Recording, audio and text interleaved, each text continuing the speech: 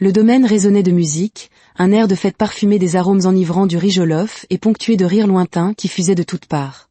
Sous les tentes aux couleurs vives qui dansaient dans le vent, les oncles débattaient avec passion de la taille des brochettes de suya, tandis que les tantes, parées de leurs plus beaux atours, se prenaient en photo de groupe comme s'il s'agissait d'une investiture présidentielle. Mais au cœur de cette effervescence, se tenait Daniel, le célibataire le plus convoité de la gosse. C'était un week-end chaotique, car le cousin de Daniel se mariait. Il sirotait son Chapman, ce cocktail fruité, comme s'il s'agissait de la Sainte Communion, ajustant son ample tunique traditionnelle, l'agbada, tout en cherchant désespérément une issue de secours. Puis, l'inévitable se produisit. Une tante, le pas lourd et la bouche pleine de conseils non sollicités, s'approcha avec la même question ancestrale. « Alors, Daniel, quand est-ce qu'on mange le riz de ton mariage ?» Il lui offrit un sourire d'otage. « Tantine, je suis encore en train de mâcher les haricots de mon célibat. Laissez-moi digérer d'abord. » Elle éclata de rire et lui frappa le dos. « Tu gaspilles ton beau visage. Ou alors, ton attirail ne fonctionne plus, peut-être ?» Daniel manqua de s'étouffer avec sa boisson. « Tantine, que Dieu m'en préserve. » Elle s'éloigna en gloussant, se fondant dans la foule.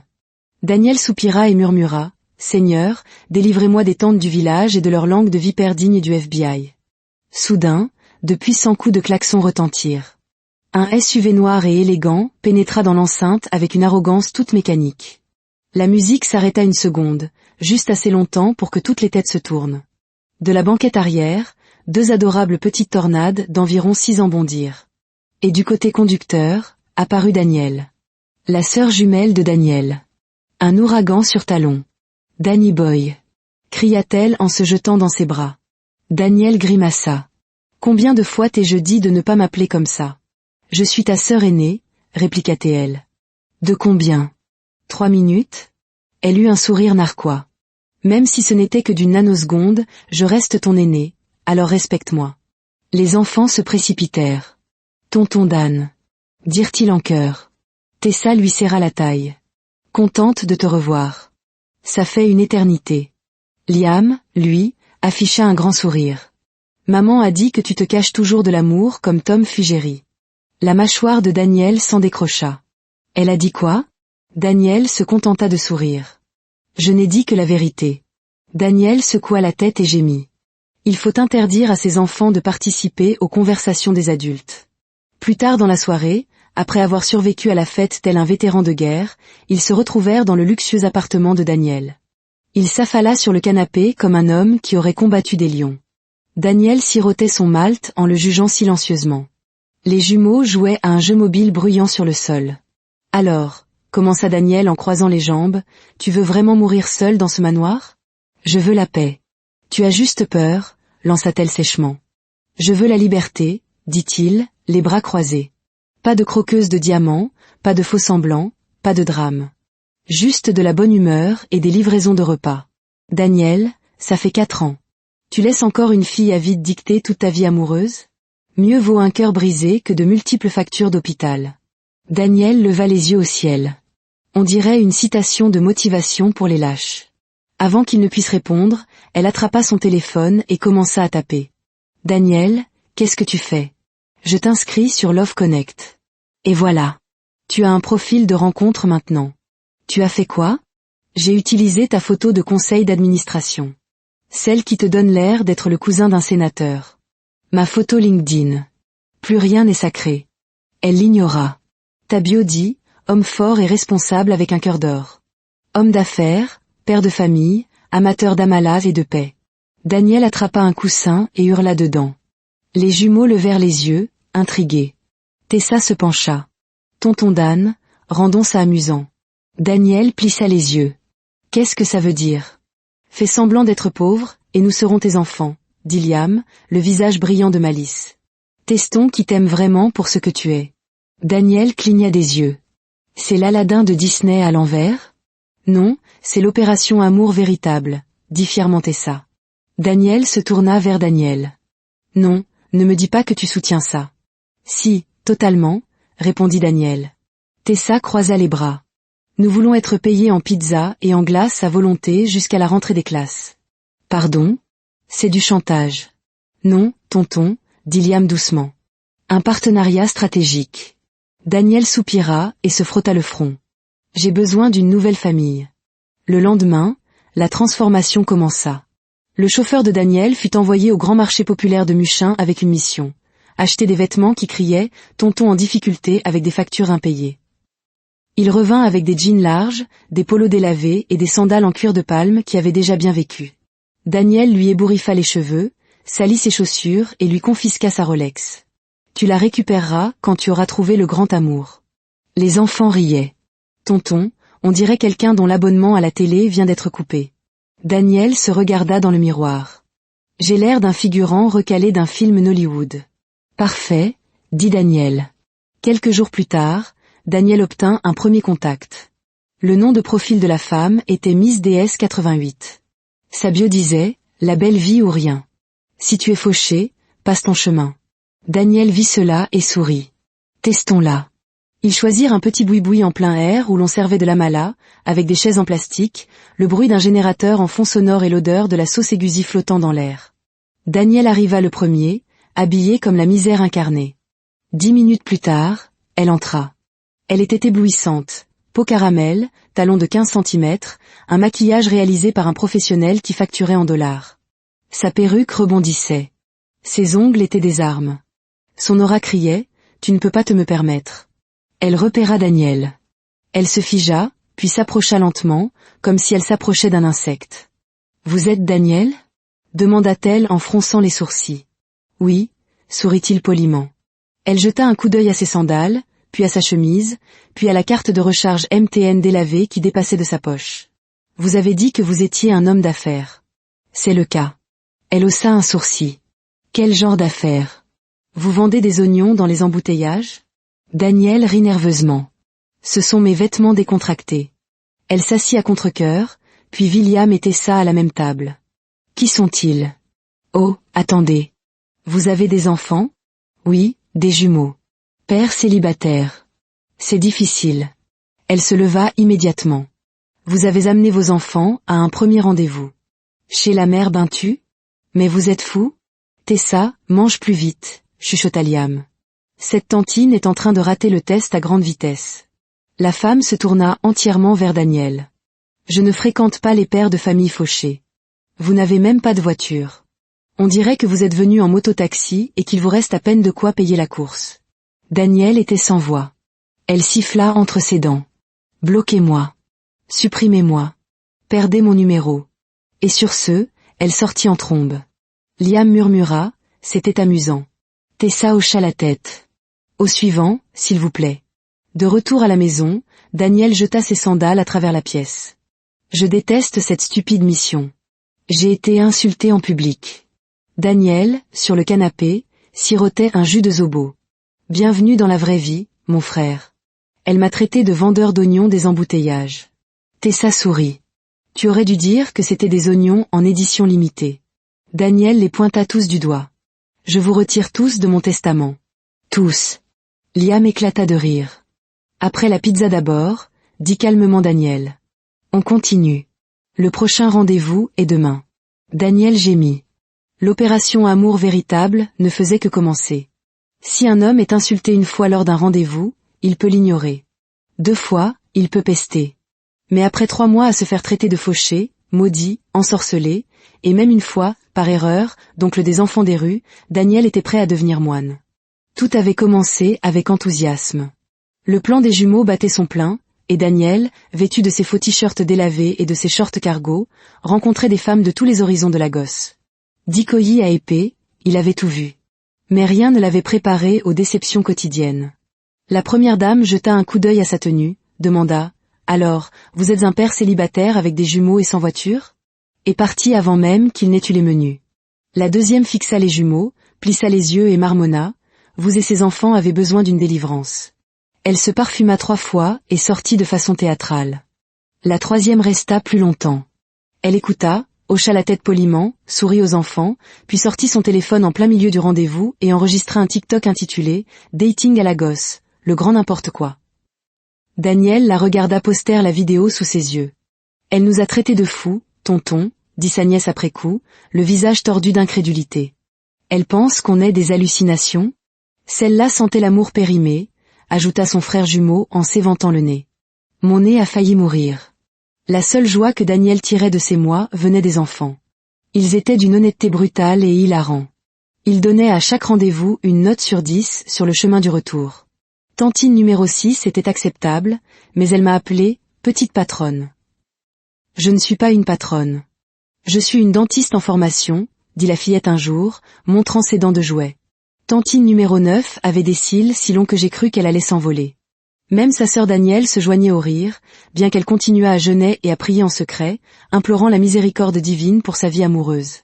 Au 3e mois, Daniel s'effondra sur le canapé après un énième rendez-vous raté. Si le prochain échoue, dit-il la main sur le cœur, je me rase la tête et je vais au séminaire. Je deviendrai le père Daniel, saint patron des rejetés. S'il te plaît, ne fais pas ça, dit Daniel en s'éventant. Ta tête n'est pas faite pour le séminaire. Tu dois trouver une femme, par le feu, par la force. Les enfants gloussèrent. C'est alors que Daniel arriva avec un papier. J'en ai réservé un de plus. Elle s'appelle Angela. C'est un médecin.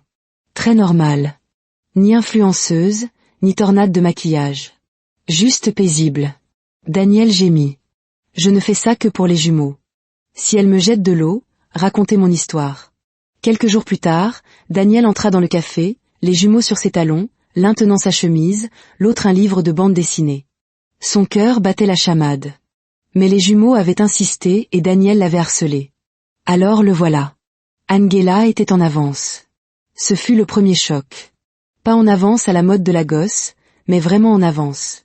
Angela était déjà assise près de la fenêtre, un livre à la main. Elle portait un chemisier bleu doux rentré dans un pantalon noir ajusté, les cheveux en chignon, pas de maquillage criard, juste de simples boucles d'oreilles en or. Elle avait l'air calme, élégante, vraie. Quand elle le repéra, elle sourit et fit un signe de la main. « Daniel ?» ?»« Oui » dit-il en tirant nerveusement une chaise. Son regard se posa sur les jumeaux qui se faufilaient maintenant dans la banquette à côté de lui. Son sourire vacilla un très court instant. Qui sont-ils » Daniel inspira, se préparant au pire. « Ce sont mes enfants. » Angela cligna des yeux. « Vos enfants. Vous ne l'aviez pas mentionné. » Il se frotta la nuque. « Je voulais que vous les voyiez par vous-même. Pas de surprise, pas d'histoire, juste la vérité. » Il y eut une pause, un battement de cœur de trop. Daniel se prépara à la fuite classique, mais Angela se pencha en avant et dit doucement « Bonjour, je suis Angela. » Les jumeaux la regardèrent avec méfiance, puis se détendirent quand elle ajusta le col de Tessa et sourit. « Ta barrette est à l'envers, » murmura-t-elle. La fillette gloussa.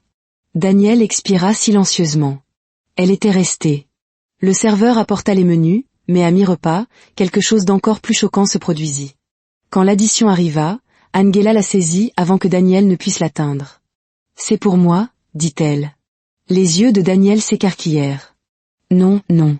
C'est moi qui vous ai invité. Je suis censé. » « Daniel » l'interrompit-elle doucement. « Laissez-moi faire. Vous m'avez déjà donné assez à réfléchir. » Il resta figé, sans voix. Aucune femme n'avait insisté pour payer depuis le début de cette mascarade de père Fauché.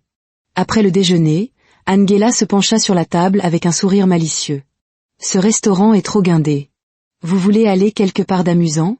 Daniel fronça les sourcils. « Amusant ? Le parc ?» dit-elle simplement. « J'ai apporté des cerfs-volants dans ma voiture. » Les jumeaux eurent le souffle coupé à l'unisson. « Des cerfs-volants ? Oui. » Quelques minutes plus tard, ils étaient dans un grand parc ouvert. Des enfants couraient pieds nus sur l'herbe. Des couples pique-niquaient sous les arbres. Et l'air sentait le maïs grillé. Angela sortit 2 cerfs-volants colorés et les tendit aux jumeaux. « Voyons qui peut voler le plus haut. » Pendant les 2 heures qui suivirent, les rires remplirent l'air. Les jumeaux couraient, criant de joie tandis que leurs cerfs-volants s'élevaient. Angela attacha une ficelle autour de son poignet, riant lorsque le vent l'entraînait en avant. Elle s'agenouilla à côté de Liam pour lui montrer comment s'incliner contre la brise, puis applaudit Tessa lorsque son cerf-volant s'envola plus haut que les autres. Daniel se tenait là, à les regarder, stupéfait. Elle ne faisait pas semblant. Elle n'était pas irritée.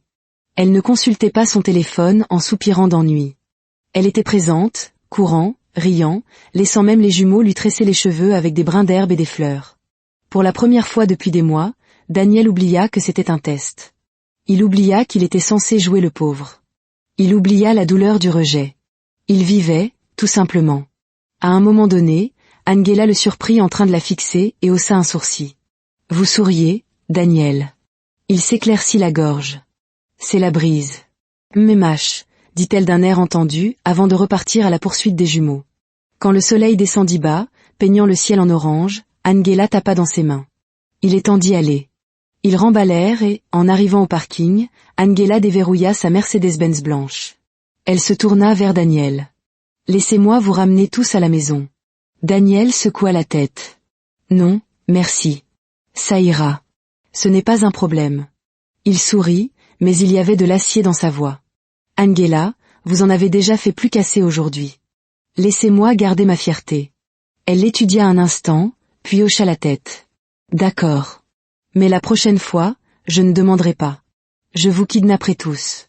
Les jumeaux acclamèrent l'idée. Daniel secoua la tête en riant. Sur le chemin du retour, Daniel ne pouvait s'arrêter de sourire. Sa prise sur le volant était lâche, ses fossettes refusaient de se cacher. Finalement, Tessa se pencha depuis la banquette arrière. Tonton, pourquoi tu souris comme ça? C'est pour une pub de dentifrice? Son frère jumeau ajouta, je crois qu'il fait une pub gratuite pour Close-Up. Daniel éclata de rire, les joues en feu. Taisez-vous avant que je ne vous vende tous les deux à Angela comme domestiques. Mais ils ne firent que rire plus fort. Et pour la première fois depuis des années, le sourire de Daniel semblait facile. À la maison, Daniel attendait comme une lionne. Accouche. Daniel haussa les épaules. C'était bien. Bien? Sympa? Sympa? Hurlèrent les jumeaux. Le meilleur rendez-vous de tous les temps. Daniel leva les mains au ciel. Père, nous avons vu un espoir. Donnez-moi son nom. Je veux prier et je nais. Daniel rit jusqu'à s'effondrer sur le canapé. Il ne savait pas où cela mènerait, mais pour la première fois depuis des mois, il ressentait quelque chose de nouveau. De l'espoir. Et peut-être, juste peut-être, un peu d'amour.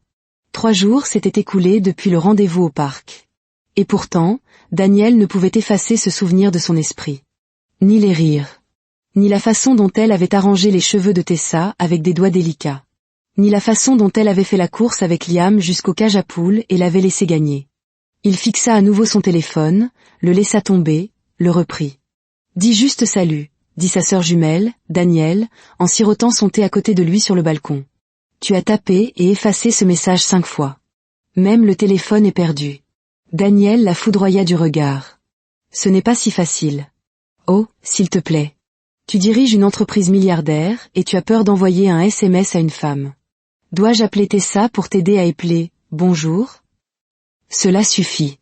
Il tapa à nouveau sur l'écran et envoya « Salut Angela, c'est Daniel. J'espère que toi et ton sourire est toujours aussi radieux aujourd'hui. » Les secondes s'égrenèrent. Pas de réponse. Il soupira. Elle ne répond pas. J'ai peut-être été trop direct. Daniel sourit narquoisement. Ou peut-être qu'elle travaille, docteur Daniel. Juste à ce moment, son téléphone sonna. Ha. Mon sourire va bien, merci. Tessa et Liam ont illuminé ma semaine. Dis-leur bonjour de ma part.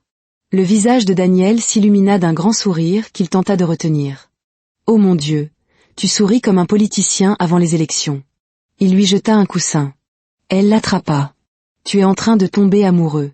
Ne mens pas. Pas du tout. Si.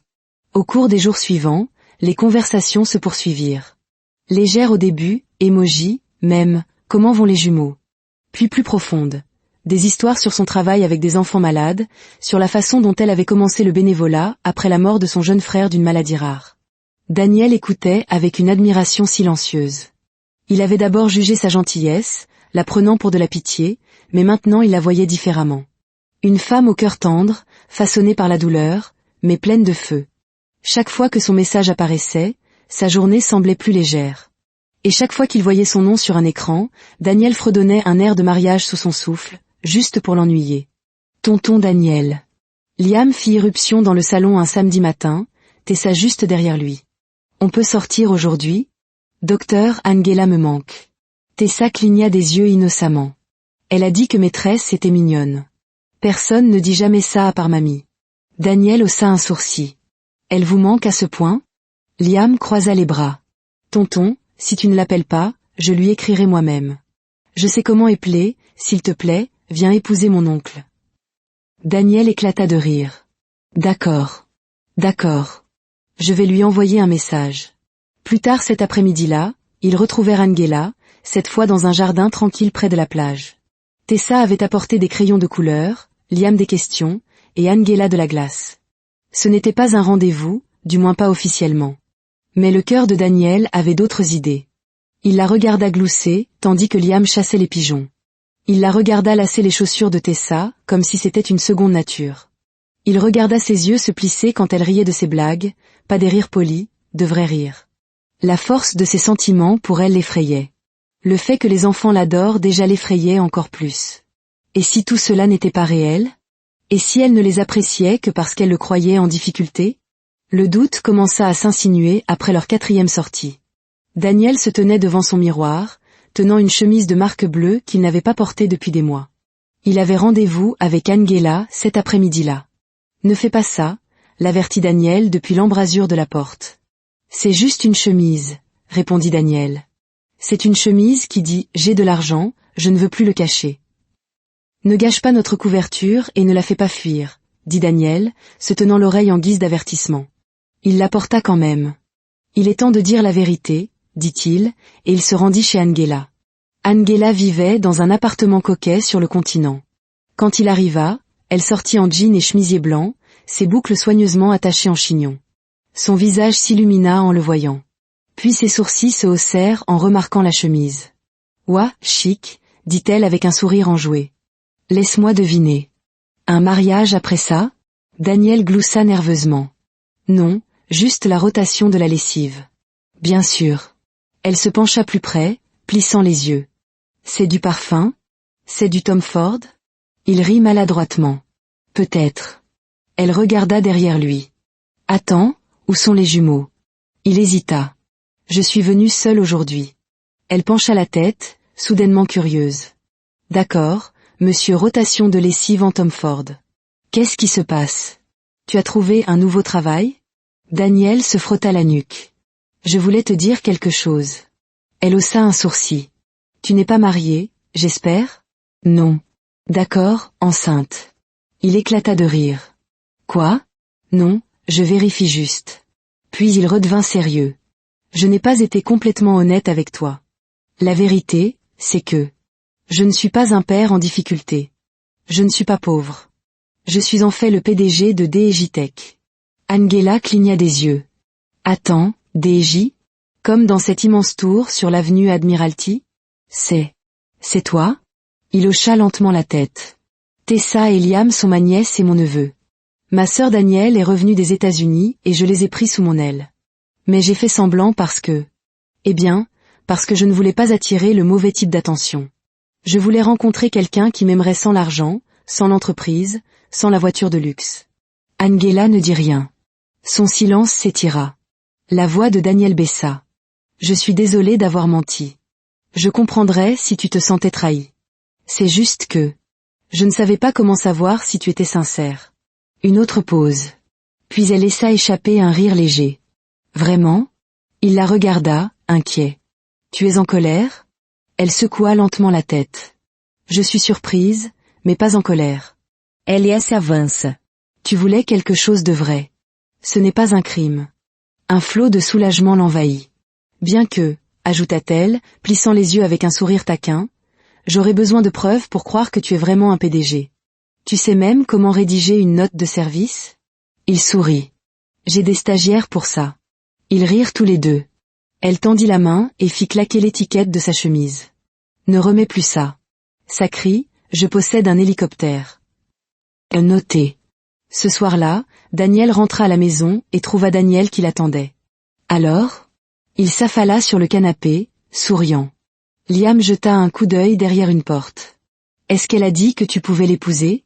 Tessa suivit. « Tonton Daniel, est-ce que tu l'aimes maintenant ?»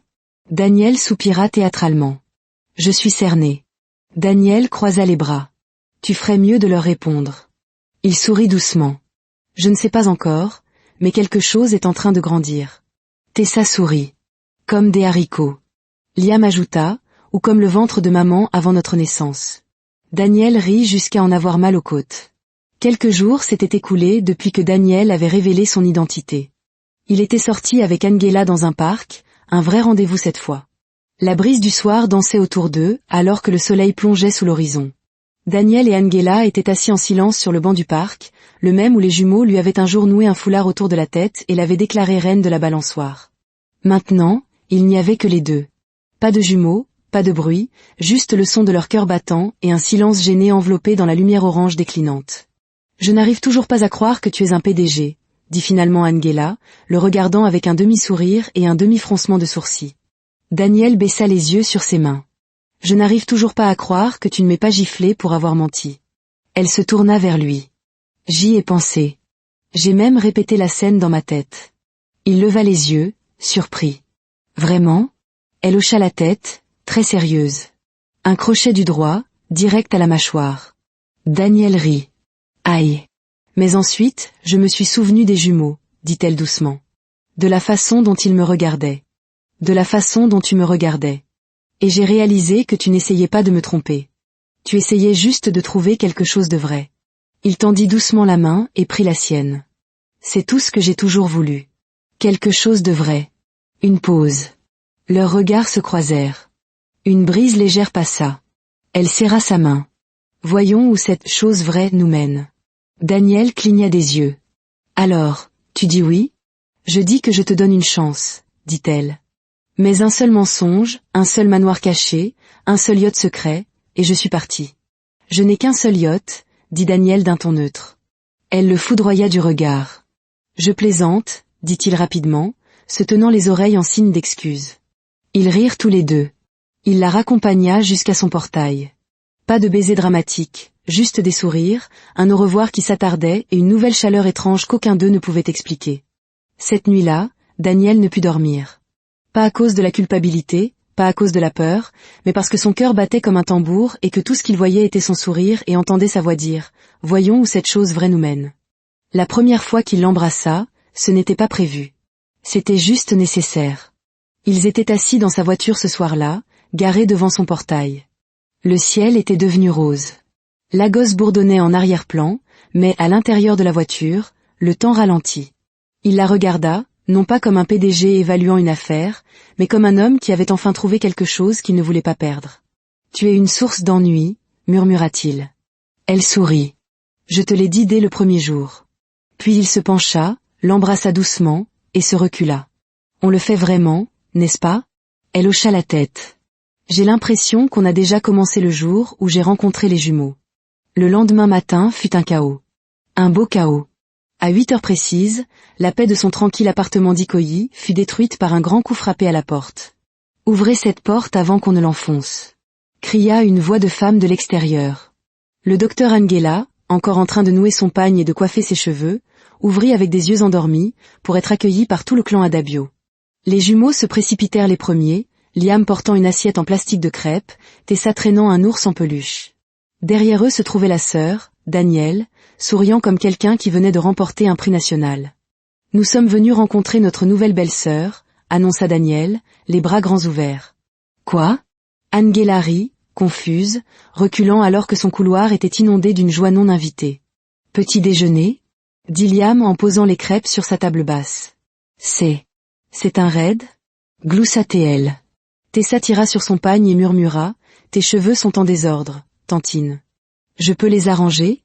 Angela faillit pleurer. En 15 minutes, son salon ressemblait à une petite réunion de famille. Les jumeaux jouaient au ludo par terre. Daniel avait sorti son journal de prière. « Donne-moi les noms de tes oncles, tantes, cousins.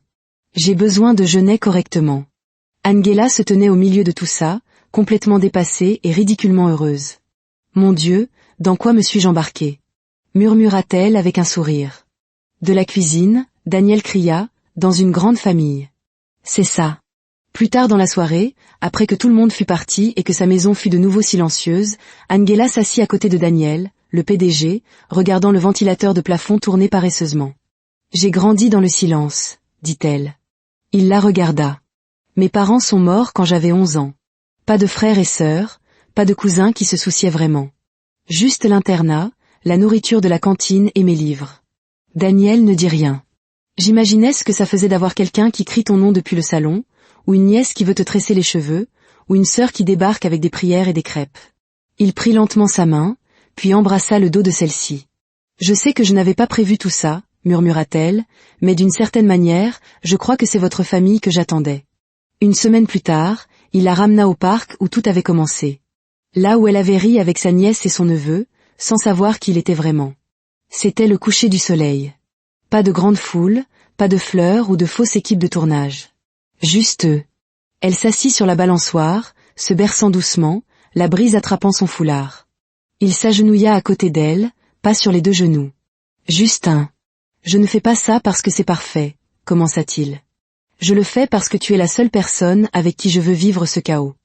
La seule femme qui a arrangé les cheveux de ma nièce et mon cœur le même jour. Elle couvrit sa bouche, clignant rapidement des yeux. Docteur Angela, voulez-vous épouser ce grand menteur avec 2 petits agents secrets? Elle rit à travers ses larmes. Oui, espèce de grand dramaturge. Oui. Le mariage fut petit mais mémorable. Seulement 42 invités, mais la joie en valait 500. Tessa portait une robe blanche scintillante en tant que petite demoiselle d'honneur. Liam portait un smoking de 2 tailles trop grand, mais il marchait avec fierté en tant que petit garçon d'honneur. Daniel sanglota tout le temps, tamponnant ses yeux comme une star de cinéma. Daniel ressemblait à un prince en tenue traditionnelle noire, ses yeux ne quittant jamais Angela alors qu'elle remontait l'allée dans une robe en dentelle qui scintillait comme la rosée du matin. Les vœux furent simples. Il promit de ne plus jamais mentir sur ses revenus. Elle promit de toujours manger les crêpes des jumeaux, peu importe à quel point elles étaient brûlées. Tout le monde rit, tout le monde pleura, tout le monde dansa. La réception était remplie de tantes criardes, donc le repu et de suffisamment de riz jollof pour nourrir tout le continent. Au milieu de tout ça, Daniel leva son micro. « Mesdames et messieurs, je vous avais dit que ce plan fonctionnerait. » La foule acclama. Tessa attrapa le micro. « Ma tantine est maintenant ma maman. » Liam ajouta, et tonton Daniel ne peut plus faire semblant. Les rires explosèrent. Les appareils photo crépitèrent. Le DJ augmenta le volume. Alors que le couple dansait sa première danse sur une vieille chanson d'amour, Daniel se pencha et murmura « Tu es coincé avec moi maintenant, Doc. » Elle sourit et murmura en retour « L'éternité me semble tout à fait acceptable. » Cette nuit-là, dans le calme de leur nouvelle maison, alors que le vent faisait bruisser les rideaux et que le monde se taisait enfin, Daniel regarda sa femme. La regarda vraiment. Sans maquillage, sans invité, juste elle. « Tu es toujours là ?» demanda-t-il doucement. Elle leva les yeux au ciel avec espièglerie. « Tu as intérêt à l'espérer. » Puis elle l'embrassa lentement, appuya son front contre le sien et dit les mots qui résumaient tout. Cet amour est entré sur la pointe des pieds, mais il est venu pour rester. Une histoire qui nous rappelle que parfois, pour trouver ce qui est authentique, il faut se dépouiller de tout ce qui brille. Une leçon de vie et d'amour, née dans le tumulte d'une métropole africaine, et qui prouve que le cœur a ses propres richesses, bien au-delà des apparences.